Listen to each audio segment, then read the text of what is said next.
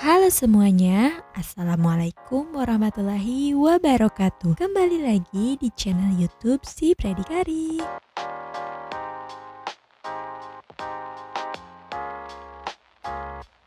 Kali ini aku bikin rujak asin, menu hidangan lebaran yang selalu ada di keluarga kami. Yang mau tahu apa aja bahannya dan bagaimana prosesnya, ikutin terus ya videonya. Untuk bahannya di sini saya gunakan nanas, bengkuang, timun. Bumbunya saya gunakan cabai besar, cabai keriting dan cabai rawit, terasi, asam jawa, gula pasir, garam sedikit dan gula aren. Untuk prosesnya, pertama kita potong-potong terlebih dahulu buah-buahannya ya bun. Nah di sini aku potong nanas, ukurannya nggak terlalu kecil, sedang aja. Lalu untuk bengkuang ini saya potong memanjang ya bunda. Nah begitu juga timun saya potong bentuknya memanjang. Nah untuk timun ini saya buang bijinya terlebih dahulu. Lanjut ke proses pembuatan bumbunya. Di sini cabenya saya rebus terlebih dahulu. Untuk asam jawanya saya kasih air, lalu nanti diambil sarinya.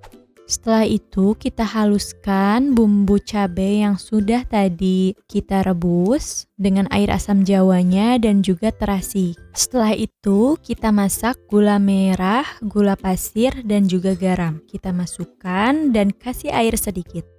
Lalu kita aduk-aduk hingga larut semuanya. Setelah larut, kita masukkan cabai yang sudah kita haluskan tadi. Setelah itu, kita tunggu sampai berbuih dan sedikit mengental. Diamkan terlebih dahulu bumbunya sampai keadaan dingin, sampai suhu normal.